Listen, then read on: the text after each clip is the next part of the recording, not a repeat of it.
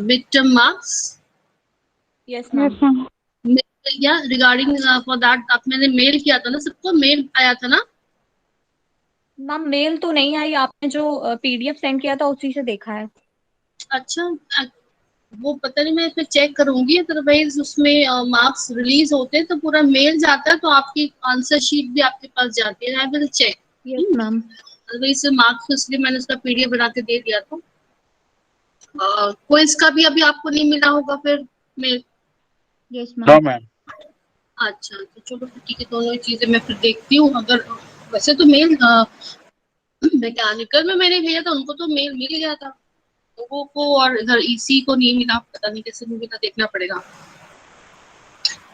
अच्छा, कुछ चीजें हैं जो आप लोगों को बच्चों में डिस्कस भी करना चाहूंगी यहाँ पर, कि जब ऑनलाइन पेपर होता है तो अगर आपको पता है कि इस डेट को आपके ऑनलाइन पेपर्स की डेट है, तो प्लीज अपने घर में जहां पर भी नेट कनेक्शन हो, ब्रॉडबैंड हो, या बाहर भी कहीं जहां ब्रॉडबैंड हो और आप ठीक से अच्छा कनेक्शन हो नेट का, वहां पर एग्जाम दीजिए आप। Specially those are living in towns और विलेजेस।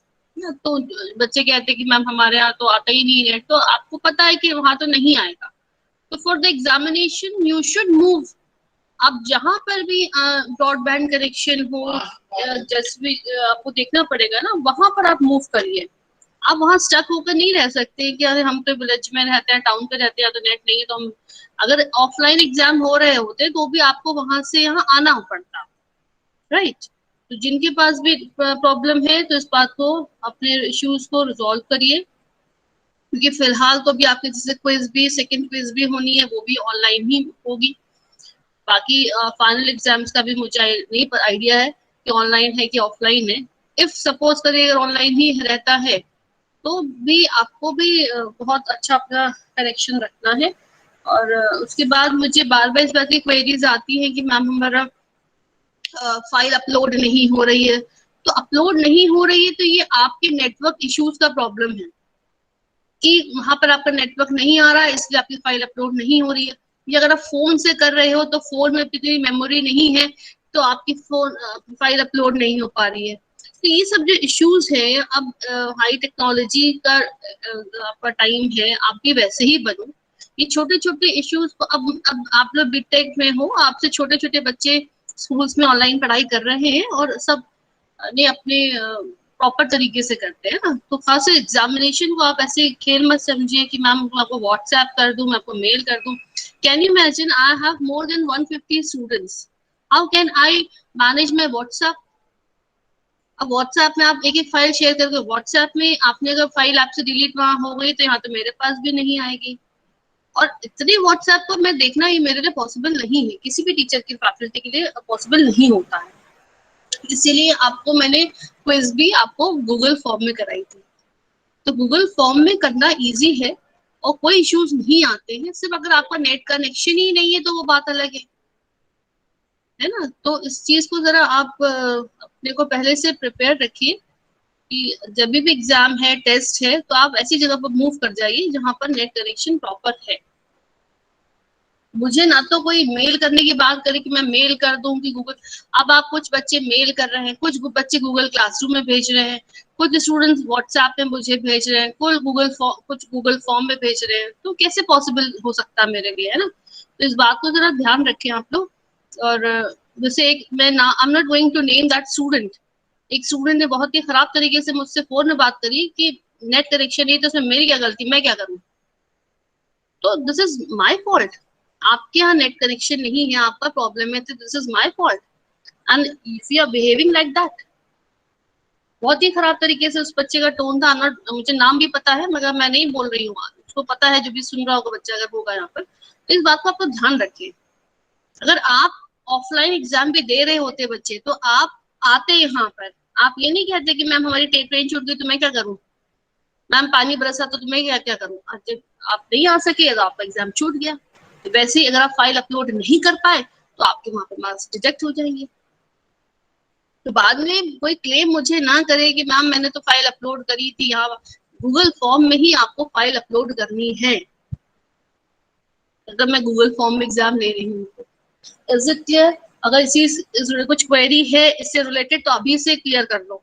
और कुछ बच्चे तो इतने पैनिक होते हैं कि अगर जब मैंने एग्जाम भी लिया उसमें तो फाइल भी अपलोड नहीं करनी थी, तो भी अब मैम वेरिफिकेशन आ रहा है, वेरिफिकेशन आ रहा है, तो डू वेरिफिकेशन। अब उसमें भी अगर आप नहीं फिल कर पा रहे हो वेरिफिकेशन के लिए भी प्रॉपरली कि मैम इसमें क्या सिंबल करना है, मैं स्क्रीन शेयर कर दूं, और मैं क्यों स्क्रीन आपका शेयर देखूंगी भाई। आपके जो भी वेरिफिकेशन आ रहा है उसमें यह आ रहा है कि जितनी जगह क्रॉस रोड्स है उसको क्लिक करिए, या जहां पर आपके व्हीकल से रखे वहां क्लिक करिए, तो आप क्लिक करेंगे ना उसके लिए। अभी तो छोटे छोटे बच्चों की तरह ये मत बिहेव करो, क्योंकि अब आप क्लास 1 क्लास 2 का बच्चा ऑनलाइन पढ़ाई कर रहा है, सब चीजें उसको करनी आ रही है। आप बीटेक में आकर कैसी बातें ना करा करी कि मैम वेरिफिकेशन आ गया तो मैं क्या करूं, अब नहीं सबमिट हो रहा तो मैं क्या करूं। ठीक है, और कोई यस क्वेरी मैम। है इससे रिलेटेड? No ma'am. तो इस तरह के इश्यूज अब नाइंदा नहीं आने चाहिए, ना ही एग्जाम के टाइम में आप मुझे पैनिक आप करिए, ना खुद पैनिक होइए कि मैम वेरिफिकेशन हो गया, मैं फॉर्म कैसे सबमिट करूं, मैं ये कैसे करूं, मैं वैसे करूं। अब 3 बार आप लोगों ने, इतनी बार आपका ऑनलाइन एग्जाम हो गया, तो आप थोड़ा सा इसके लिए प्रिपेयर हो जाइए कि ऐसे क्या करना होता है। ठीक है, चलिए, लास्ट टर्म पे हम लोगों ने क्या पढ़ाई करी थी? मैम स्पेक्ट्रोस्कोपी के बारे में हम लोग पढ़ रहे थे, और उसके अंदर हमने उसके यूवी स्पेक्ट्रोस्कोपी पढ़ लिया था, और चेंजेस पढ़ रहे थे, यानी ट्रांजिशन पढ़ रहे थे। अच्छा उसके ट्रांजिशन भी पढ़ लिए थे। अब मैम अच्छा, तो उसके आगे पढ़ना है। Okay okay. अच्छा, वन मोर थिंग, जो एक इश्यू और है कि जब आपके ऑनलाइन एग्जाम्स होते हैं,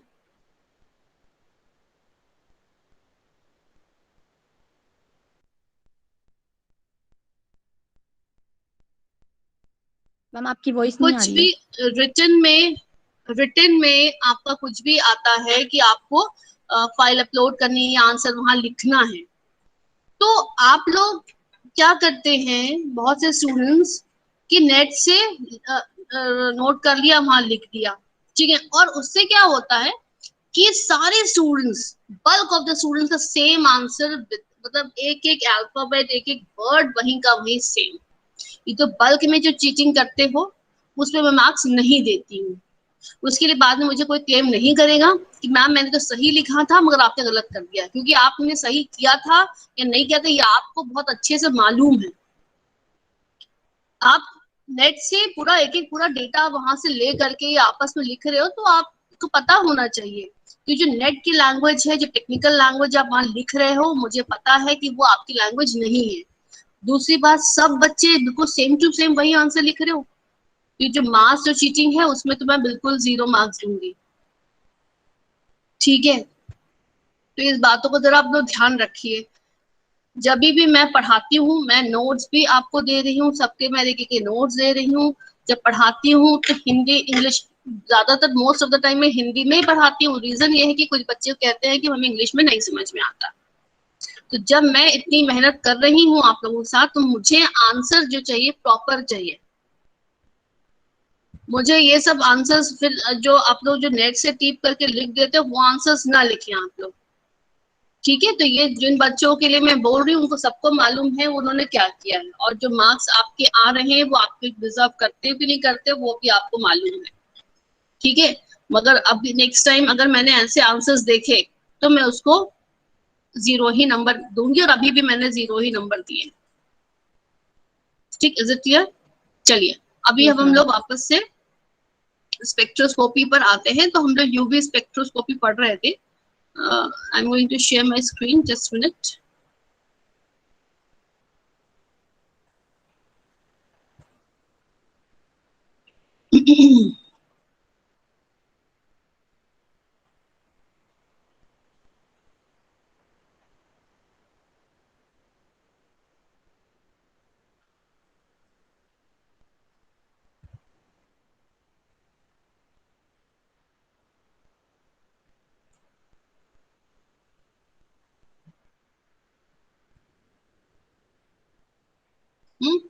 तो स्पेक्ट्रोस्कोपी क्या होती है ये हम लोगों ने पढ़ लिया था। Spectroscopy is the study of the interaction between radiation and matter as a function of wavelength, right. उसके बाद हम लोगों ने यूवी स्पेक्ट्रोस्कोपी के बारे में पढ़ा था, और कौन कौन से ट्रांजिशंस पॉसिबल होते हैं इनके बारे में पढ़ा था।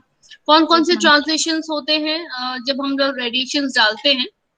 मैम कौन एक कौन से? इलेक्ट्रॉनिक ट्रांजिशन होता है, एक वाइब्रेशनल ट्रांजिशन होता है और एक रोटेशनल ट्रांजिशन होता है। Very good. और सबसे ज्यादा एनर्जी किसमें नीड होती है? मैम इलेक्ट्रॉनिक जो इलेक्ट्रॉनिक ट्रांजिशन ट्रांजिशन। होता है उसमें सबसे ज्यादा वेरी गुड। एनर्जी चाहिए होती है, और उसके ठीक बाद है, वाइब्रेशनल को, और फिर सबसे कम रोटेशनल को। Very good. है ना, सबसे कम रोटेशनल की चाहिए होती है। तो जब हम लोग अब अगर हम लोग रेडिएशन की बात करें, ये जो स्पेक्ट्रा यहाँ पर दिख रहा ना, स्क्रीन शेयर हो रहा है, इसमें यस मैम। सबसे ज्यादा एनर्जी किसकी है इनमें से?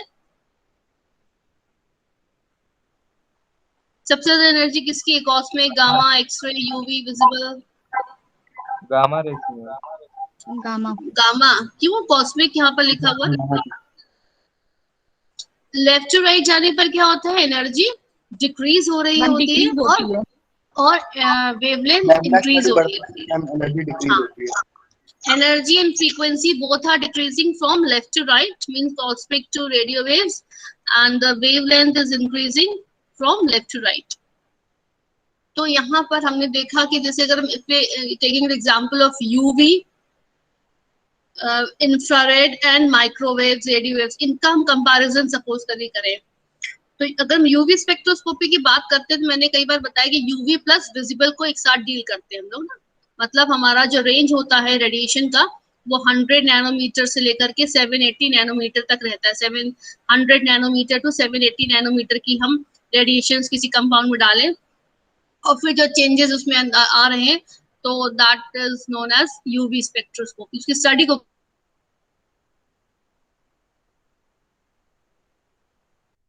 आपकी वॉइस नहीं आ रही मैम। वॉइस नहीं आ रही? हेलो, मैं audible? Yes yes ma'am, ma'am आ हम आ रही रही है। बीच में कट गई थी थोड़ी कनेक्शन सी। तो ठीक आ रहा बेटा, चलिए। मैम बीच में रुक गई थी। अच्छा ठीक। तो अभी क्या हो गया कि जब हम लोग यूवी प्लस विजिबल की बात करते हैं, तो हम यूवी स्पेक्ट्रोस्कोपी में हम इन दोनों को एक साथ डील करते हैं, अल्ट्रावायलेट प्लस विजिबल एक साथ हम डील करते हैं। तो मैंने कहा कि 100 नैनोमीटर से लेकर के 780 नैनोमीटर तक के रेडिएशन हमने अपने कंपाउंड में डाले, उसके बाद उसके अंदर क्या चेंजेस आए, उसकी स्टडी को बोल रहे हैं हम लोग यूवी स्पेक्ट्रोस्कोपी। और मैंने बताया कि आपके एटम मॉलिक्यूल में 3 चेंजेस आ सकते हैं, इलेक्ट्रॉनिक, वाइब्रेशनल, रोटेशनल।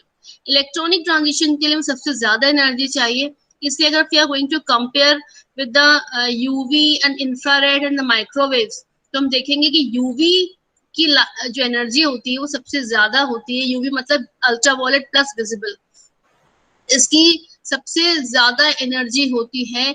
इसलिए ये जब हम डालेंगे अपने किसी कंपाउंड में, तो उसके अंदर इलेक्ट्रॉनिक ट्रांजिशंस होंगे, इलेक्ट्रॉनिक ट्रांजिशंस भी होंगे, साथ में वाइब्रेशनल, रोटेशनल भी होंगे, क्योंकि इतनी एनर्जी हाई है कि electronic as well as rotational, vibration सभी चेंजेस ये कर सकता है।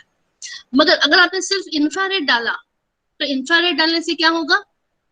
आपके कंपाउंड के अंदर इलेक्ट्रॉनिक ट्रांजिशंस नहीं हो पाएंगे। रीजन क्या है? क्योंकि इंफ्रारेड की एनर्जी क्या हो गई? इससे कम हो गई। कम हो गई तो इसके अंदर इतनी एनर्जी नहीं है कि इलेक्ट्रॉनिक ट्रांजिशन करे। तो इंफ्रारेड हम जब डालते हैं तो कंपाउंड के अंदर वाइब्रेशनल और रोटेशनल चेंजेस आते हैं। ये डालते हैं, इतना रीजन की डालते हैं, तो electronic plus vibrational plus rotational. ये डाला तो सिर्फ वाइब्रेशनल प्लस रोटेशनल। और माइक्रोवेव डालेंगे तो क्या होगा? माइक्रोवेव डालेंगे तो सिर्फ और सिर्फ रोटेशनल ही चेंजेस होंगे, क्योंकि रोटेशनल के लिए हमको और भी कम एनर्जी चाहिए होती है। ठीक है, तो माइक्रोवेव से सिर्फ और सिर्फ हमारे क्या होंगे? रोटेशनल चेंजेस आएंगे। माइक्रोवेव डालने से इलेक्ट्रॉनिक और वाइब्रेशन चेंजेस नहीं आ सकते, क्योंकि माइक्रोवेव की एनर्जी कम है। आप देख रहे हैं कि लेफ्ट टू राइट जाने पर एनर्जी डिक्रीज हो रही है। Is it clear to all of you? Yes ma'am. कुछ पूछ रहे हैं? Yes ma'am. क्या मैम फ्रीक्वेंसी पे भी डिपेंड करता है। बेटे? एनर्जी और फ्रीक्वेंसी तो एक ही चीज है ना। एनर्जी बढ़ेगी तो फ्रीक्वेंसी पे बढ़ेगी, मगर वेवलेंथ कम हो जाएगी। वेवलेंथ क्या है? इनवर्सिव प्रोपोर्शनल है। तो लेफ्ट टू राइट जाने पर आपको क्या हो रहा है? एनर्जी इंक्रीज हो रही है, फ्रीक्वेंसी भी इंक्रीज हो रही है, वेवलेंथ डिक्रीज कर रही है। Yes ma'am. ठीक है, ये सब आपस में इंटर रिलेटेड ही है ना। फ्रीक्वेंसी बढ़ेगी तो इसका मतलब एनर्जी भी इंक्रीज हो जाएगी। ये हम लोगों ने यूवी में U stands for ultraviolet and V stands for visible, तो यूवी स्पेक्ट्रोस्कोपी इसके नाम उसको हम लोगों ने दिया हुआ है, ठीक है। तो जब आप लोगों ने ये इस रीजन की लाइट डाली तो इलेक्ट्रॉनिक ट्रांजिशंस हुए। इलेक्ट्रॉनिक ट्रांजिशंस कौन कौन से हुए कौन कौन से इलेक्ट्रॉनिक ट्रांजिशंस हुए? सिग्मा से sigma anti bonding, non to sigma anti bonding, pi to pi anti bonding and non to pi anti bonding. These are the 4 electronic transitions takes place कब? जब आप यूवी लाइट डालते हैं तो ये transitions possible होते हैं। अब बात आती है, मैंने बताया था कि सिग्मा से सिग्मा ट्रांजिशन के लिए सबसे ज्यादा एनर्जी चाहिए, तो ये आपका सिग्मा का ये लेवल है, सिग्मा बॉन्डिंग का लेवल है, ये सिग्मा एंटी बॉन्डिंग का लेवल है। तो सिग्मा से सिग्मा एंटी बॉन्डिंग के लिए बहुत एनर्जी चाहिए, देख रहे हैं आप एरो की हाइट सबसे ज्यादा है। उसके बाद सिग्मा के ऊपर होता है यहाँ पर पाई और उसके ऊपर होता है नॉन, ठीक है। इसी सीरियल में आप बनाओगे सिग्मा पाई नॉन, और फिर उसके बाद पाई का पाई एंटी बॉन्डिंग और सिग्मा का सिग्मा एंटी बॉन्डिंग, ठीक है। तो इसी आप तरीके से बनाओगे तो सिग्मा से सिग्मा एंटी बॉन्डिंग पे सबसे ज्यादा एनर्जी लगेगी। फिर आप देखोगे non to sigma anti bonding, ये नॉन है, नॉन से सिग्मा एंटी बॉन्डिंग के लिए कम एनर्जी चाहिए, पाई से पाई एंटी बॉन्डिंग के लिए और भी कम एनर्जी चाहिए, और non to pi anti bonding के लिए और भी कम एनर्जी चाहिए। मैंने बोला था कि जब आप इसका स्ट्रक्चर बनाइएगा इस तरीके से बनाते हो अगर आप, तो क्या करोगे ये डिस्टेंस जो है वो ज्यादा रखना इस डिस्टेंस से, अदरवाइज क्या हो जाएगा, ये दोनों एरो आपको एक जैसे हाइट के लगने लग जाएंगे। देखिए मैंने कहा ना, नॉन से सिग्मा एंटी बॉन्डिंग की एनर्जी ज्यादा है, पाई से पाई एंटी बॉन्डिंग एनर्जी कम है, तो इसका मतलब ये एरो छोटा होना चाहिए, ये एरो बड़ा होना चाहिए। ये एरो तभी बड़ा हो पाएगा जब आप ये डिस्टेंस ज्यादा लोगे ना, ये डिस्टेंस ज्यादा, ये डिस्टेंस आपको क्या है, छोटा है आपका। तो इस जब आप बनाओगे ड्रॉ करोगे तो इन बातों का ध्यान रखना। और सबसे कम एनर्जी लगेगी non to pi anti bonding transition के लिए, सबसे कम एनर्जी चाहिए। ये सब हम लास्ट टाइम पे डिस्कस कर चुके हैं ना? नो नो मैम, मैम, ये चीज नहीं डिस्कस हुआ था। बताना था। नहीं किया था डिस्कस हम लोगों ने? No ma'am. No ma'am. अच्छा, तो ये 4 ट्रांजिशंस होते हैं electronic transition, there are 4 electronic transition. और ये कौन कौन से हैं फिर से बता दूं, सिग्मा से सिग्मा एंटी बॉन्डिंग, ठीक है, फिर आई नॉन से सिग्मा एंटी बॉन्डिंग, फिर पाई से पाई एंटी बॉन्डिंग, फिर नॉन से पाई एंटी बॉन्डिंग। अब ये नॉन क्या चीज है, what is non? Non bonding क्या चीज है? हम जहाँ पे कोई भी बॉन्डिंग शो नहीं हो रही होगी। फॉर एग्जाम्पल मैम बॉन्डिंग से पहले, बॉन्डिंग से पहले, मैम बॉन्डिंग से पहले जो मतलब दोनों एटम्स का एनर्जी लेवल होता है। No no no, non bonding का मतलब ऐसे इलेक्ट्रॉन्स जो किसी बॉन्डिंग में पार्टिसिपेट नहीं कर रहे हैं। फॉर एग्जाम्पल देखो जैसे ये है यहाँ पर CH3OH है सपोज करो यहाँ पर, ठीक है। अब ये यहाँ पर क्या होगा, कार्बन के पास आउटर मोस्ट पे कितने इलेक्ट्रॉन्स होते हैं? 4 इलेक्ट्रॉन्स होते हैं, है ना। तो एक यहाँ होगा, तो सेकंड यहाँ होगा, थर्ड यहाँ होगा, फोर्थ यहाँ पर होगा, है ना। तो यहाँ पर तो 3 हाइड्रोजन से बॉन्ड बनाया होगा, इधर एक ऑक्सीजन से इसने बॉन्ड बनाया होगा, ठीक है। तो कार्बन के पास 4 इलेक्ट्रॉन है, चारों के चारों इलेक्ट्रॉन्स क्या है, बिजी हैं, they are busy in making bonds, इनको बोलते हैं बॉन्डिंग इलेक्ट्रॉन्स। और कौन सा बॉन्ड बना रहे हैं, तो सिग्मा बॉन्ड बना रहे हैं, सिग्मा बॉन्डिंग बोलेंगे इसको हम लोग, ठीक है। यहाँ पर भी हाइड्रोजन के पास एक इलेक्ट्रॉन होता है, वो ऑक्सीजन से बॉन्ड बना रहा है, उसके पास भी एक बॉन्डिंग इलेक्ट्रॉन है, सिग्मा बॉन्डिंग इलेक्ट्रॉन। अब ऑक्सीजन के केस में देखिए, यहाँ पर इसके आउटर मोस्ट पे 6 इलेक्ट्रॉन्स होते हैं। ऑक्सीजन का कॉन्फ़िगरेशन आप लिखोगे तो 8 इलेक्ट्रॉनिक नंबर होता है ना, 8 होता है। तो कॉन्फ़िगरेशन लिखोगे तो क्या आता है, 1s2 2s2 2p4 2p4। तो लास्ट वाली ऑर्बिट में 2s2 2p4 का मतलब क्या होगा, 6 इलेक्ट्रॉन्स हो गए ना, 2s2 2p4। तो 2 और प्लस 4 6 इलेक्ट्रॉन्स हो गए। तो आउटर मोस्ट शेल में 6 इलेक्ट्रॉन्स है, 1 2 3 4, और एक इलेक्ट्रॉन यहाँ होगा, हाइड्रोजन से बॉन्ड बना रहा होगा, एक इलेक्ट्रॉन यहाँ है जो कार्बन से बॉन्ड बना रहा है। तो ये कार्बन से बॉन्ड बना रहा है तो सिग्मा बॉन्ड है, या सिग्मा इलेक्ट्रॉन बोलेंगे। ये इधर भी क्या हो रहा है, सिग्मा बॉन्ड बना रहा है तो सिग्मा इलेक्ट्रॉन है। अभी इसके पास जो 4 electrons they are remaining, they are not going to participate, कोई भी पार्टिसिपेशन नहीं कर रहे हैं ना, ये कोई भी बॉन्ड नहीं बना, they are not making any bond, so these electrons are known as non-bonding electrons, those electrons which are present in outermost shell but they are not participating in bonding में कोई भी इसका पार्टिसिपेशन नहीं हो रहा है, तो उनको बोलते हैं हम लोग नॉन बॉन्डिंग इलेक्ट्रॉन्स, राइट। अब इसके पास 2 लोन पेयर है, the 4 non bonding electrons. And nitrogen का आउटर मोस्ट का कॉन्फ़िगरेशन क्या होता है? नाइट्रोजन के आउटर मोस्ट में कितने इलेक्ट्रॉन्स होते हैं? मैम 5 होते हैं। 5 में से 3 तो बॉन्ड बना लेते हैं, 1 ये बॉन्ड बन गया, 2 से हाइड्रोजन के साथ बना लिया, है ना, और 2 इलेक्ट्रॉन अभी इसके पास बचे हुए हैं। तो these are known as non bond electrons, इनको बोलते हैं नॉन बॉन्ड इलेक्ट्रॉन्स। तो जब भी ट्रांजिशन होगा, अब क्या हो गया, जब कोई हमारे पास कोई कंपाउंड है तो उसमें अगर सिग्मा इलेक्ट्रॉन्स हैं तो सिग्मा से सिग्मा एंटी बॉन्डिंग ट्रांजिशन होगा। अगर उसके पास नॉन बॉन्डिंग इलेक्ट्रॉन्स है तो नॉन बॉन्डिंग इलेक्ट्रॉन्स सिग्मा में भी जा सकते हैं और पाई में भी जा सकते हैं, मगर एंटी बॉन्डिंग में जाएंगे। और मगर एंटी बॉन्डिंग में तभी जाएंगे जब उनके पास पाई या सिग्मा के बॉन्डिंग वाले मौजूद हो।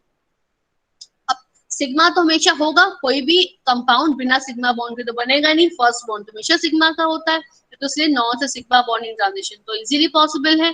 अगर उस कंपाउंड में पाई बॉन्ड भी है, तो पाई बॉन्ड अगर है तो उसका एंटी बॉन्डिंग भी मौजूद होगा, तो नॉन से पाई एंटी बॉन्डिंग भी ट्रांजिशन हो सकता है। These are the 4 transitions, sigma two sigma anti bonding पे ध्यान रखो कि इलेक्ट्रॉन हमेशा एंटी बॉन्डिंग में ही जाएगा, ठीक है। एंटी बॉन्डिंग ज्यादा एनर्जी का होता है, हमेशा एंटी बॉन्डिंग में ही जाएगा, तो सिग्मा से सिग्मा एंटी बॉन्डिंग जाए या पाई से पाई एंटी बॉन्डिंग जाए, ठीक है, या फिर नॉन से सिग्मा और नॉन से पाई एंटी बॉन्डिंग। ये आपके 4 आपके ट्रांजिशन है यहाँ पर, ठीक है। और यहाँ पर इसका एनर्जी लेवल दे रखा है कि सिग्मा से सिग्मा ट्रांजिशन के लिए सबसे ज्यादा एनर्जी चाहिए, सबसे ज्यादा एनर्जी चाहिए। तो क्या हो गया, आपने ऐसे करके स्ट्रक्चर ड्रॉ करा, ये सिग्मा बनाया, ये सिग्मा एंटी बॉन्डिंग बनाया, ये पाई बनाया, पाई का एंटी बॉन्डिंग बनाया, ये नॉन बनाया। नॉन का तो एंटी बॉन्डिंग बनेगा नहीं, क्योंकि नॉन में तो इलेक्ट्रॉन्स क्या मतलब है, वो कोई बॉन्डिंग ही नहीं कर रहे हैं। जब बॉन्डिंग ही नहीं कर रहे हैं तो उसके पास कोई और ऑर्बिटल तो होगा नहीं एंटी बॉन्डिंग का, तो नॉन वाला यहाँ पर रहेगा। ये जो नॉन वाला है या तो सिग्मा में एंटी बॉन्डिंग में जा सकता है या फिर पाई एंटी बॉन्डिंग में भी जम कर सकता है, ठीक है। तो सबसे ज्यादा एनर्जी आपको देख के लग रही है, ये जो सबसे लंबा एरो बन रहा है सिग्मा से सिग्मा एंटी बॉन्डिंग के लिए सबसे बड़ा एरो बन रहा है, मतलब कि सबसे ज्यादा एनर्जी चाहिए। फिर नॉन से सिग्मा एंटी बॉन्डिंग के लिए उससे कम एनर्जी चाहिए, पाई से पाई एंटी बॉन्डिंग के लिए और एनर्जी कम चाहिए, नॉन से पाई एंटी बॉन्डिंग एनर्जी और भी कम होगी। तो मैं ये बता रही थी कि जब आप स्ट्रक्चर बनाते हो तो सारे ये जो लाइंस है ना, हॉरिजॉन्टल लाइंस, उसको आप सेम डिस्टेंस बना देते हो। सेम डिस्टेंस बनाने से क्या हो जाता है, ये एरो और ये एरो ऑलमोस्ट हमें इक्वल दिखने लग जाते हैं, क्योंकि आप देख रहे हो इस एरो और इस एरो में देखो ये डिस्टेंस कॉमन है ना, सिर्फ ये डिस्टेंस और ये डिस्टेंस की वजह से एरो में आपका लॉन्गर और शॉर्टर बनेगा। इस डिस्टेंस को बढ़ा दोगे तो ये एरो लंबा हो जाएगा, ये डिस्टेंस को छोटा रखोगे तो एरो छोटा लगेगा। तो हमको क्या करना है कि नॉन से सिग्मा एंटी बॉन्डिंग के लिए लंबा एरो बनाना है, फिर पाई से पाई एंटी बॉन्डिंग, और सबसे छोटा एरो किसका बनेगा, नॉन से पाई एंटी बॉन्डिंग, नॉन से पाई एंटी बॉन्डिंग, ठीक है। तो सबसे कम एनर्जी लग रही है, सबसे कम मैम एनर्जी सिग्मा से पाई एंटी बॉन्डिंग में नहीं हो सकता है? कहाँ से, सिग्मा से पाई एंटी बॉन्डिंग नहीं, सिग्मा से पाई एंटी बॉन्डिंग नहीं हो सकता, वो ऑर्बिटल थोड़ा चेंज होएगा। सिग्मा से सिग्मा एंटी बॉन्डिंग नहीं जाएगा या फिर नॉन से सिग्मा एंटी बॉन्डिंग जाएगा, है ना, सिग्मा से पाई एंटी बॉन्डिंग नहीं जा सकता। तो ये जो आपके 4 ट्रांजिशंस हैं, तो अब इनका यूज क्या है, देखिए इनका यूज यहाँ पर ये है कि एक क्वेश्चन मैंने शायद लास्ट टाइम पे आपसे पूछा भी था कि now tell me the reason why all saturated hydrocarbons are colorless in nature. All saturated hydrocarbons are colorless. Colorless क्यों होते हैं saturated hydrocarbons?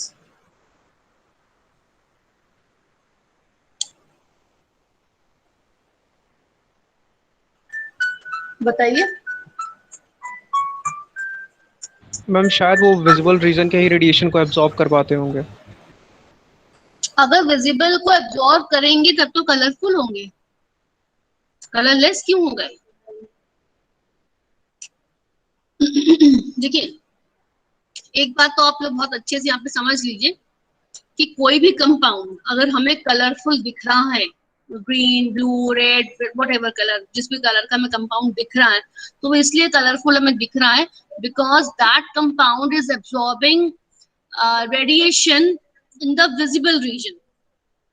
विजिबल रीजन के रेडिएशंस को एब्सॉर्ब कर रहा होगा, तभी वो कंपाउंड हमको कलरफुल दिखाई देगा। विजिबल रीजन का मतलब क्या हो गया, 400 नैनोमीटर से लेकर के 780 नैनोमीटर तक की रेडिएशन को अगर एब्सॉर्ब कर, तभी वो कंपाउंड हमको कलरफुल दिखाई देता है। और दूसरी बहुत इंपॉर्टेंट चीज आपको always keep in mind that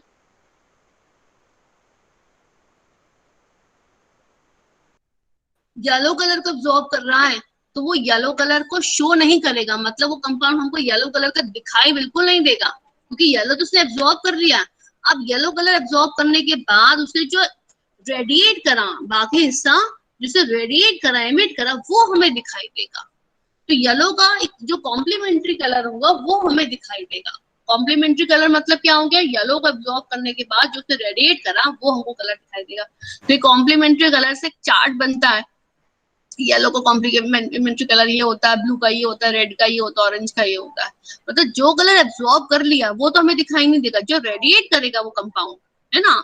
जैसे कोई भी एक कंपाउंड है, उसे रेड कलर को एब्सॉर्ब कर लिया, रेड को उसने एब्सॉर्ब कर लिया, अब जो बाकी से जो रेडिएट करा, बाहर से फेंका, वो हमारे आईज को दिखाई देगा। तो ये दो इंपॉर्टेंट बहुत बातें याद रखो कि कोई भी कंपाउंड कलरफुल इसलिए होता है क्योंकि वो विजिबल रीजन में लाइट को एब्सॉर्ब करता है, और कलर वही शो करता है जो एब्जॉर्प्शन के बाद उसका जो कॉम्प्लीमेंट्री करता है वो कलर हमें दिखाई देता है। अब अगर मैंने तुमसे ये बोला कि भाई सैचुरेटेड हाइड्रोकार्बन जो हैं they all are colourless, colourless है, इसका मतलब ये कंपाउंड्स विजिबल रीजन में तो एब्जॉर्प्शन नहीं दे रहे हैं। ये कहां पर एब्जॉर्प्शन दे रहे होंगे बताइए। सैचुरेटेड हाइड्रोकार्बन्स विजिबल रीजन में अगर एब्जॉर्प्शन नहीं दे रहे हैं तो कहां पर एब्जॉर्प्शन दे रहे हैं? तो फिर मैम विजिबल से आगे दे रहे होंगे, जैसे 100 to 200 होता है विजिबल का। और मैम कहाँ फिर 100 मैम टू ये 200 बेटा, विजिबल तो 400 टू 780 नैनोमीटर होता है। सॉरी मैम, सॉरी, वो तो यूवी का हो गया। ये देखो यस मैम, लिखा तो ना फिर विजिबल। 400 मैम 400 से 750 अगर इसका है, तो फिर उसके बाद जो मतलब 800 तक मैम फिर तो उसके देंगे वो। इंफ्रारेड हो गया, इंफ्रारेड तो हम लाइट ही नहीं डाल रहे कंपाउंड में, हमने तो यूवी लाइट डाली। यूवी मतलब कि ultra violet plus visible. Ma'am तो फिर नहीं पता। यूवी का मतलब मैं बार बार बोल रही हूँ, यूवी का मतलब है U stands for ultra violet, V stand for visible. तो हम लोगों ने 100 नैनोमीटर से लेकर के 750 नैनोमीटर तक की लाइट डाली है। तो इस कंपाउंड ने 400 टू 750 नैनोमीटर की लाइट को अब्सॉर्ब नहीं किया। तो किसको अब्सॉर्ब किया? इसका मतलब यूवी को अब्सॉर्ब किया। यूवी मतलब कि 100 टू 400 नैनोमीटर। वो कंपाउंड 100 टू 400 नैनोमीटर के बीच ही कोई लाइट को एब्सॉर्ब कर रहा होगा, और ये एब्सॉर्प्शन कर रहा है, इस वजह से हमको कलर नहीं दिखाई दे रहा। कलर हमको तभी दिखाई देगा जब वो कंपाउंड विजिबल रीजन की लाइट को एब्सॉर्ब करेगा। तो आप सीधे सीधे ये बोलो कि मैम वो कंपाउंड यूवी को मतलब विजिबल को ना एब्सॉर्ब करके अल्ट्रा वायलेट को एब्सॉर्ब कर रहा होगा, है ना। वो अल्ट्रा वायलेट को एब्सॉर्ब कर रहा होगा, इस वजह से वो हमको कंपाउंड कलर को नहीं दिखाई दे रहा है। तो मगर अब रीजन क्या है कि क्यों वो विजिबल को नहीं एब्सॉर्ब कर रहा है, क्यों वो अल्ट्रा वायलेट को एब्सॉर्ब कर रहा है? बात समझ में आ रही है कि नहीं आ रही है जो मैं बोल रही हूँ? Yes ma'am. कोई भी कंपाउंड जैसे वाटर है, बेंजीन है, water is colourless, benzene is colourless. तो ये जो एसिटाल्डिहाइड इज कलरलेस, इनका कोई कलर नहीं होता ना। पानी का कोई कलर होता है, वाटर का नहीं होता, क्योंकि ये कंपाउंड क्या करते हैं, ये अल्ट्रा वायलेट को एब्सॉर्ब करते हैं, विजिबल को एब्सॉर्ब नहीं करते। तो अब रीजन क्या है कि क्यों अल्ट्रा वायलेट को एब्सॉर्ब कर रहे हैं? हम सैचुरेटेड हाइड्रोकार्बन्स की बात करें, ethane, methane, propane, butane, they all are colourless. Why? आप बताओ, सोचिए, जल्दी बताओ मुझे, why they are colourless? Ma'am because unsaturated है, और अभी आपने बताया कि मैम यही तो अनसैचुरेटेड आपने से। बताया कि 100 से 400 की लाइट को अब्सॉर्ब कर रहे होंगे, मतलब यूवी को, तो इसीलिए ये कलरलेस होंगे।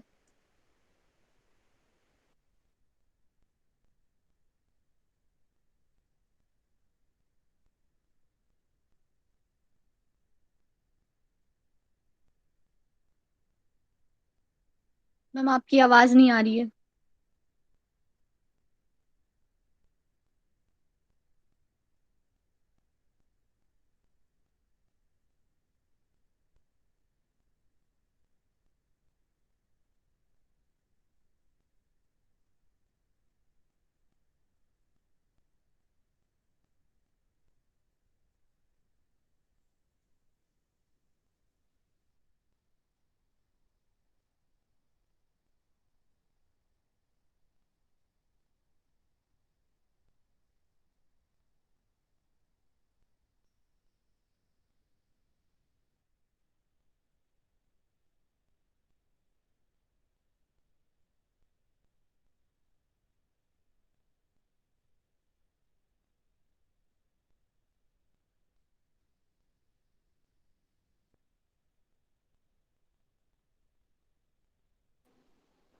हाँ बच्चे, मेरी आवाज आ रही है?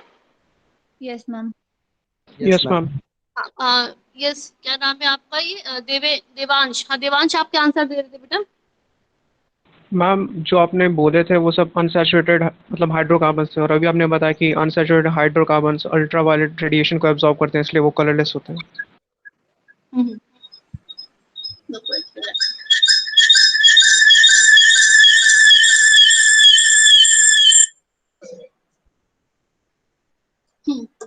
तो अभी देखिए, स्क्रीन फिर से मैं शेयर करती हूँ।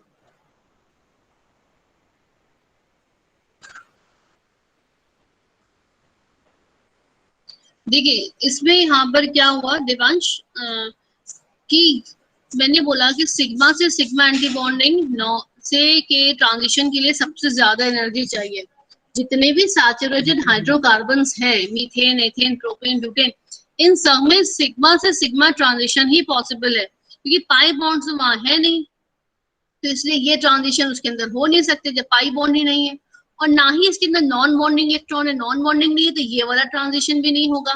नॉन बॉन्डिंग कब आते हैं? जब हेटेरो एटम्स आ जाते हैं, लाइक ऑक्सीजन है, हाइड्रोजन है, सॉरी ऑक्सीजन है, नाइट्रोजन है, ये सब अगर एटम्स आ जाते हैं तो वहां पे नॉन बॉन्डिंग इलेक्ट्रॉन्स आ जाते हैं। तो नॉन बॉन्डिंग इलेक्ट्रॉन्स यहाँ कोई है नहीं, पाई बॉन्डिंग हो नहीं रही है, कोई यहाँ पर पाई इलेक्ट्रॉन्स नहीं है, इनके पास सिर्फ और सिर्फ सिग्मा इलेक्ट्रॉन्स है। तो इसमें पॉसिबिलिटी क्या है? हाइड्रोकार्बन्स में सिग्मा से सिग्मा एंटी बॉन्डिंग ट्रांजिशन ही पॉसिबिलिटी है यहाँ पर। तो for this transition very high energy is required. Very high energy का मतलब क्या हो गया?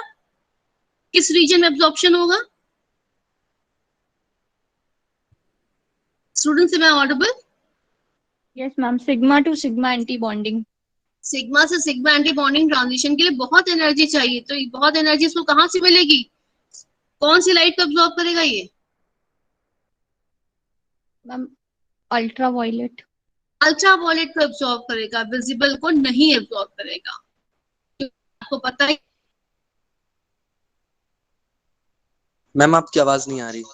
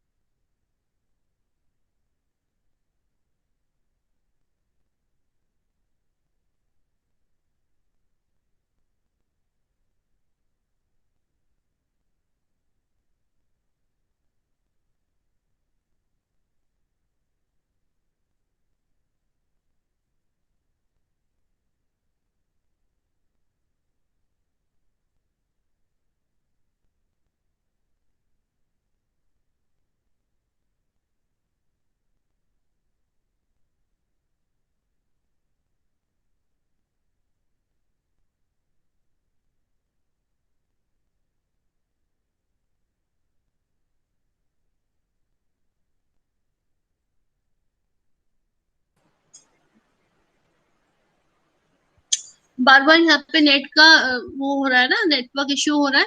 मैंने कहाँ तक बेटा मेरी वॉइस आई आप लोगों को? मैम यही कि आप पूछ रही थी ना कि किसमें हाई एनर्जी होगी, तो हमने बताया था कि अल्ट्रा वायलेट में होगी, उसी के बाद से आपका वॉइस रुक गया। हाँ, तो अल्ट्रा वायलेट जो है, इसके लिए अब क्या होगा? वो कंपाउंड क्या करेगा? अल्ट्रा वायलेट को एब्जॉर्ब करेगा, ना कि विजिबल को। और अगर अल्ट्रा वायलेट को एब्जॉर्ब कर रहा है तो अल्ट्रा वायलेट के लिए क्या चाहिए? मतलब अल्ट्रा वायलेट को एब्जॉर्ब करेगा तो क्या हो जाएगा? वो कंपाउंड हमको कलरलेस दिखाई देगा, मतलब कलरलेस दिखेगा, ना कि कलरफुल। कलरफुल तभी वो कंपाउंड दिखाई दे सकता है अगर वो विजिबल रीजन की लाइट को एब्जॉर्ब करे। Is it clear? कोई डाउट हो तो अभी पूछ लो मुझसे फिर से, क्योंकि ये क्वेश्चन मैंने एग्जाम में भी दिया था एक बार बच्चों को। Why saturated alkanes are colourless? No ma'am, आ गया। आ गया तो क्या आंसर लिखोगे इसमें? देवांश क्या आंसर लिखोगे? मैम यही कि सिग्मा एंड सिग्मा बॉन्डिंग और सिग्मा एंटी बॉन्डिंग के ट्रांजिशन की वजह से एनर्जी बहुत ज़्यादा हाई रिक्वायर्ड होती है, तो इसलिए वो अल्ट्रावायलेट रेडिएशंस को ही एब्जॉर्ब कर सकता है। Very good. और क्यों सिग्मा से सिग्मा एंटी बॉन्डिंग ट्रांजिशन ही पॉसिबल है वहां पर? मैम क्योंकि कोई हेटेरो एटम तो है नहीं जिसके पास लोन पेयर हो, या कोई सिंगल वैकेंट मतलब इलेक्ट्रॉन हो, या और मैम शायद और इसलिए। मैम कोई एंटी बॉन्डिंग भी नहीं है इलेक्ट्रॉन। एंटी बॉन्डिंग नहीं है, सिग्मा से सिग्मा एंटी मैम बॉन्डिंग पाई होगा ना बॉन्ड्स नहीं है, तब। पाई बॉन्ड्स नहीं पाई है। बॉन्डिंग भी नहीं है। पाई बॉन्ड्स नहीं है और नॉन बॉन्डिंग भी नहीं है, ना तो पाई बॉन्डेड है Yes, नॉन ma'am. बॉन्डिंग है। इसलिए क्या होगा, सिर्फ सिग्मा से सिग्मा एंटी बॉन्डिंग ट्रांजिशन होगा और उस ट्रांजिशन के लिए very high energy is required. तो हाई एनर्जी कहाँ मिलेगी उसको, अल्ट्रावायलेट से मिलेगी, विजिबल से नहीं मिलेगी। तो जितने भी propane, butane, ethane, they all are colourless. Is it clear the reason behind this? Yes, ma'am. Yes ma'am. Yes, ma'am.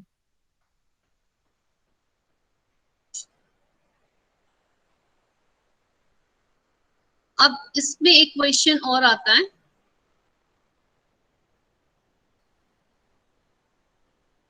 सिर्फ मुझे लग रहा है देवांश और साक्षी पढ़ रहे हैं, बाकी बच्चे नहीं पढ़ रहे हैं क्या?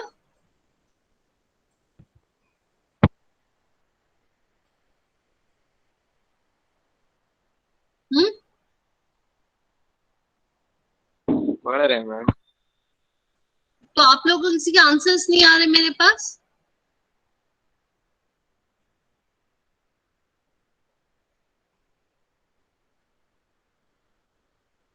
देखिए अब यहाँ पर एक क्वेश्चन पूछते हैं कि मैंने शायद लास्ट टाइम पे बताया भी था,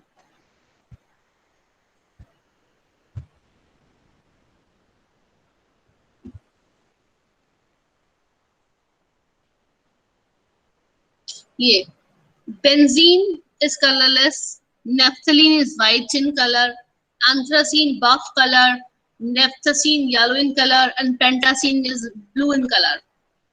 Why?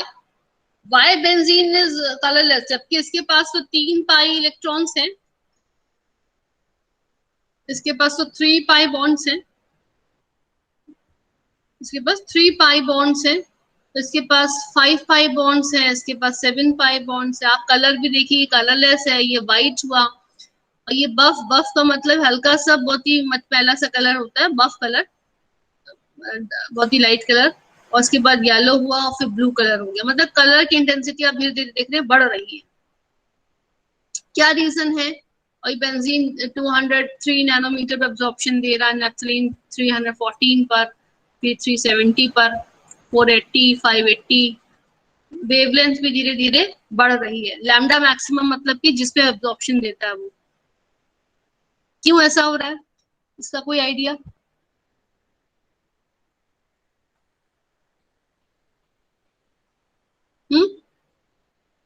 Ma'am number of bond increases.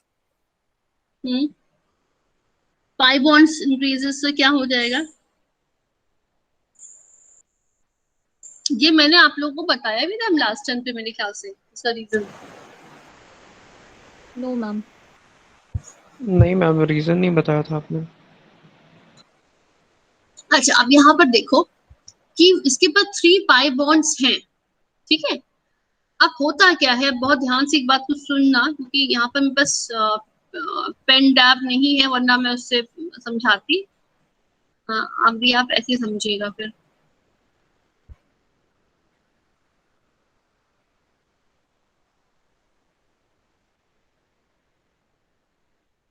ये जैसे एनर्जी लेवल्स मैंने बनाए हुए हैं ना, ये एनर्जी लेवल्स बने हुए हैं।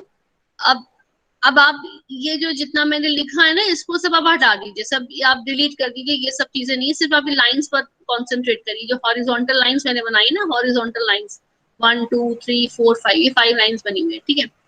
सबसे नीचे आपने क्या बनाया यहाँ पर, पाई। यहाँ पर सपोज को लिखा आपने पाई, और उसका नाम है पाई 1। पाई 1 का मतलब होगा कि फर्स्ट पाई बॉन्ड की बात कर रहे हैं आप, पाई 1 बॉन्डिंग। और सबसे ऊपर बनाया आपने पाई 1 का एंटी बॉन्डिंग, ठीक है। ये पाई 1 का बॉन्डिंग हो गया, पाई 1 का एंटी बॉन्डिंग हो गया। तो इनके बीच का डिस्टेंस देखिए कितना ज्यादा है, ज्यादा डिस्टेंस है मतलब कि ज्यादा एनर्जी, ज्यादा एनर्जी मतलब कि शॉर्टर वेवलेंथ को एब्जॉर्ब करेगा ये। अभी अगर इसकी इसी कंपाउंड के अंदर 2 पाई बॉन्ड्स आ जाए, तो 2 पाई बॉन्ड्स के देखो कैसे हम लिखेंगे। ये पाई 1 का बॉन्डिंग था, और उसके ऊपर यहाँ पर हम ये बनाएंगे पाई 2 का एंटी बॉन्ड, पाई 2 का बॉन्डिंग, ठीक है। ये क्या होगा, पाई 2 का बॉन्डिंग, और ये क्या हो गया, पाई 2 का एंटी बॉन्डिंग। फिर समझो ये पाई 1 है, ये पाई 1 का एंटी बॉन्डिंग है, ये पाई 2 है, ये पाई 2 का एंटी बॉन्डिंग है, ठीक है। और अगर आपके पास 3 पाई बॉन्ड्स होंगे तो अब क्या होगा, यहाँ पर आप पाई 3 का बॉन्डिंग बनाओगे और पाई 3 का यहाँ पर एंटी बॉन्डिंग बनाओगे। तो अब आप मुझे बताओ कि धीरे धीरे पाई से पाई का एंटी बॉन्डिंग के बीच का डिस्टेंस कम होता जा रहा है कि बढ़ता जा रहा है? मैम कम हो रहा है। कम हो रहा है। अभी फिर ध्यान से देखो, ये पाई 1 है, ये पाई 1 का एंटी बॉन्डिंग है, तो इतना डिस्टेंस है। ये पाई 2 है, पाई 2 एंटी बॉन्डिंग है, डिस्टेंस क्या हो गया, कम हो गया। और यहाँ पर पाई 3 हो जाता, पाई 3 का बॉन्डिंग और पाई 3 का एंटी बॉन्डिंग, यहाँ पे डिस्टेंस और भी कम होता जाता। और पाई बॉन्ड बढ़ते जाएंगे तो पाई से पाई का एंटी बॉन्डिंग के बीच का डिस्टेंस और भी कम होता जाएगा। जब डिस्टेंस कम होता जाएगा तो मतलब कम एनर्जी चाहिए। कम एनर्जी मतलब कि longer wavelength. Longer wavelength, longer wavelength कहाँ पर, मतलब विजिबल रीजन। अल्ट्रावायलेट और विजिबल को हम कंपेयर करें तो जो कंपाउंड पहले अल्ट्रावायलेट को अब्सॉर्ब कर रहा था, मगर नंबर ऑफ पाई बॉन्ड्स बढ़ने से क्या होने लगा, अब वो लॉन्गर वेवलेंथ को अब्सॉर्ब करने लगा। तो हो सकता है कि वो विजिबल रीजन पे लाई करे, हो सकता है विजिबल रीजन तक पहुंच जाए। अगर विजिबल रीजन तक पहुंच गया तो वो कंपाउंड हमको कलरफुल दिखाई देगा। और डिस्टेंस कम होता गया, और बीच का पाई से पाई एंटी बॉन्डिंग का डिस्टेंस कम होता गया, मतलब नंबर ऑफ पाई बॉन्ड्स बढ़ते गए बढ़ते गए बढ़ते गए, तो पाई से पाई एंटी बॉन्डिंग के बीच का डिस्टेंस कम होता गया। तो क्या होगा, वो और लॉन्गर वेवलेंथ पे जाएगा। और लॉन्गर का मतलब क्या होगा, कलर की इंटेंसिटी और हाई होती चली जाएगी। और this is the reason why benzene is colourless but this naphthalene is white in color, and anthracene is buff in color, naphthacene yellow in color, and pentacene blue in color. This is because of the increase, because of the long conjugated system. Conjugation बढ़ रहा है, आप देख रहे हो यहाँ पर। Conjugation का मतलब क्या होता है, alternate single and double bond का होना। This is known as conjugation. Alternate single and double bond का होना। तो यहाँ पे double single double bond single, यहाँ पे कॉन्जुगेशन है। यहाँ पर और भी ज्यादा कॉन्जुगेशन बढ़ गया, यहाँ पर और भी ज्यादा कॉन्जुगेशन बढ़ गया, यहाँ पर और कॉन्जुगेशन बढ़ गया, यहाँ पर इंक्रीज कॉन्जुगेशन। तो कॉन्जुगेशन बढ़ने से पाई एंटी बॉन्डिंग के बीच का डिस्टेंस कम हो जाएगा। डिस्टेंस कम हो जाएगा तो कंपाउंड जो है वो आपको पाई से पाई एंटी बॉन्डिंग के लिए जाने के लिए कम एनर्जी रिक्वायर्ड है। कम एनर्जी मतलब लॉन्गर वेवलेंथ। लॉन्गर वेवलेंथ मतलब विजिबल रीजन। तो आप देख रहे हैं ये 203 नैनोमीटर पे एब्जॉर्प्शन दे रहा था, ये 340 नैनोमीटर पे एब्जॉर्प्शन दे रहा है, ये 370 पर दे रहा है, ये 480 पर दे रहा है, तो ये 580 पर दे रहा है। ठीक है, तो ये मत कहना कि मैम ये तो 370 है, ये तो विजिबल नहीं है, बफ कलर क्यों दे रहा है। अब तो 370 400 का मतलब ये नहीं है एकदम से 400 से स्टार्ट हो जाएगा। मैंने कहा ना एक रीजन धीरे धीरे खत्म होता, दूसरा धीरे धीरे स्टार्ट हो जाता। तो 370 पर ये कलर दे रहा है, मतलब बफ कलर दे रहा है, बहुत ज्यादा अच्छा कलर नहीं आ रहा इसका भी। मगर फिर यहाँ आकर के अब ये विजिबल रीजन पे लाई कर गया तो देखो येलो कलर आ गया, ये ब्लू कलर आ गया, और भी ज्यादा 580 नैनोमीटर। तो ये ब्लू कलर ये शो कर रहा है, तो ब्लू कलर एब्जॉर्ब नहीं कर रहा होगा, एब्जॉर्ब इसका कॉम्प्लीमेंट्री कलर कर रहा होगा, है ना। ब्लू कलर का जो कॉम्प्लीमेंट्री कलर होगा उसको एब्जॉर्ब कर रहा होगा और ब्लू कलर हमें रेडिएट कर रहा होगा।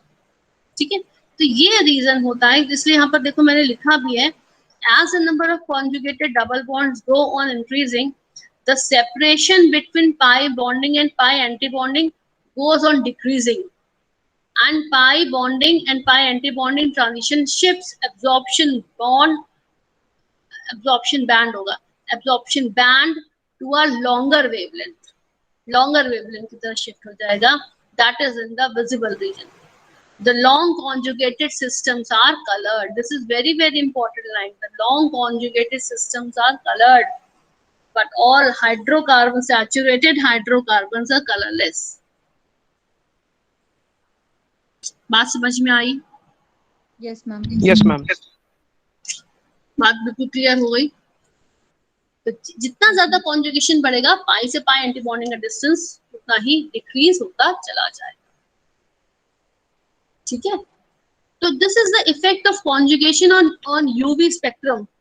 If I am going to if I give you two compounds A and B, and if I am saying कि आपका ए जो कंपाउंड है या बी कंपाउंड है, इन दोनों में से I don't know in which having a क्या दो कंपाउंड है, सपोज करो ए कंपाउंड या ए कंपाउंड है, बी कंपाउंड है। मैंने तुमसे कहा कि मुझे नहीं पता कि या मुझे तो पता है, आपको नहीं पता है कि किसमें ज्यादा कॉन्जुगेशन है, ए और बी में किसमें ज्यादा कॉन्जुगेशन है। आप कैसे इसको डिटरमाइन करोगे कि किसमें ज्यादा कॉन्जुगेशन है? ये यूवी स्पेक्ट्रोस्कोपी के थ्रू। हम जिसमें वेवलेंथ ज्यादा होगा उसमें कॉन्जुगेशन ज्यादा होगा। हाँ, मतलब आप क्या करोगे, you put your compound into the spectrophotometer and yes ma'am, फिर check इसमें the यूवी वेव spectrum, डालेंगे। जिसका लैम्डा मैक्सिमम की वैल्यू ज्यादा आ रही होगी, जिस भी कंपाउंड के लिए लैम्डा मैक्सिमम की वैल्यू ज्यादा आ रही होगी, मतलब कि वो लॉन्गर वेवलेंथ को अब्सॉर्ब कर रहा है। लॉन्गर को इसलिए कर रहा है क्योंकि इसमें कॉन्जुगेशन ज्यादा है। जो इसमें लैम्डा मैक्सिमम की वैल्यू जिसमें भी ज्यादा आएगी तो आप समझ जाओगे इसमें कॉन्जुगेशन ज्यादा है। ठीक है, तो ये जरूरी नहीं है कि उसमें अगर मैंने कहा कि ए और बी कंपाउंड है, एक में कॉन्जुगेशन कम है, एक में कॉन्जुगेशन ज्यादा है, तो किसमें कॉन्जुगेशन ज्यादा है, तो आप इस तरीके से पता लगा सकते हो। तो ये जरूरी नहीं है कि कॉन्जुगेशन हो ही। अगर कंपाउंड में कॉन्जुगेशन है, अगर है, सपोज करो मैंने कहा कि एक कंपाउंड और बी कंपाउंड है, दोनों में कॉन्जुगेशन है, तो किसमें ज्यादा है, तो आप इस तरीके से पता लगा सकते हो कि इसमें कॉन्जुगेशन ज्यादा है। अगर मैंने सपोज करो आपने कंपाउंड दिया और उसमें आपने देखा कि इसमें लैम्डा मैक्सिमम की वैल्यू तो मैम आपकी 600 nm के पास आ रही है, और आप बोलो कि मैम इसमें कॉन्जुगेशन होगा ही होगा, तो वो जरूरी नहीं है इसमें कॉन्जुगेशन होगा ही होगा। अगर होता, सपोज करो ए और बी दो कंपाउंड है, कंपैरिजन करते हैं, तब आप कहते हैं कि इसमें कॉन्जुगेशन ज्यादा है, इसमें कम। मेरी बात समझ में आ रही है जो मैं कहना चाह रही हूँ? Yes ma'am, yes ma'am. है ना? तो ये एक इफेक्ट है कि कॉन्जुगेशन होने से वेवलेंथ आगे की तरफ शिफ्ट हो सकती है, मगर ये कोई कंडीशन नहीं है कि अगर इसकी वेवलेंथ ज्यादा है तो वो कॉन्जुगेशन उसमें होगा ही होगा, ये कोई ज्यादा जरूरी नहीं है ना? मगर हाँ, अगर कॉन्जुगेशन अगर है तो कॉन्जुगेशन होने से ये ऐसा ऑप्शन जो होता है वो लॉन्गर वेवलेंथ की तरफ शिफ्ट हो जाता है। ठीक है, तो ये बहुत ही समझने वाली चीज है और अच्छी इंटरेस्टिंग चीज है। इससे क्वेश्चन बहुत सारे बनते हैं, और जब ये क्वेश्चन एग्जाम में पूछे जाते हैं खासकर ऑनलाइन पर, तो देखो मैंने इसलिए यहाँ पे जो लैंग्वेज लिखी है बहुत ही सिंपल, तुम लोगों को मैंने सिंपल लैंग्वेज में ही पढ़ाया है, मगर जब आप नेट से आंसर ढूंढते हो तो वहां पर बहुत टेक्निकल आंसर्स होते हैं, बहुत ही डिफरेंट तरीके से आंसर्स होते हैं, और हर आंसर सही भी नहीं होता। आप ये मत सोचे नेट में जितना मटेरियल सब सही हमें सही मिल जाएगा, ऐसा भी नहीं होता। ठीक है, तो इन सब बातों को ध्यान रखा करो एग्जाम टाइम पे खासतौर से। तो ये बात हमारी हो गई इफेक्ट ऑफ कॉन्जुगेशन। उसके बाद हम लोगों को आता है यहाँ पर क्रोमोफोर्स एंड ऑक्सोक्रोम्स। इसके बारे में कुछ पढ़ाए थे मैंने क्या? No ma'am. No ma'am. नहीं पढ़ा, तो चलिए फिर नेक्स्ट टर्न पे हम लोग, टाइम ओवर हो रहा है, तो क्रोमोफोर्स और ऑक्सोक्रोम के बारे में पढ़ेंगे। अभी आज का काम आपका ये है, मेरे ख्याल से मैं नोट्स शेयर कर चुकी हूँ उसको ना, आपका यूवी के बारे में। Yes ma'am, yes ma'am. Yes ma'am. तो अभी आज को रीड करो, समझो, जहाँ समझ में नहीं है तो पूछो मुझसे। ठीक है, फिर नेक्स्ट टर्न पे हम लोग अब आगे, कल होगी नेक्स्ट टर्न, तो फिर हम लोग आईआर पढ़ेंगे, सॉरी आईआर कह रहे हैं, फिर हम लोग आपको ऑक्सोक्रोम एंड क्रोमोफोर्स पढ़ेंगे। Is it clear? चलिए, Yes, okay ma'am. Students, have a nice day, God bless you.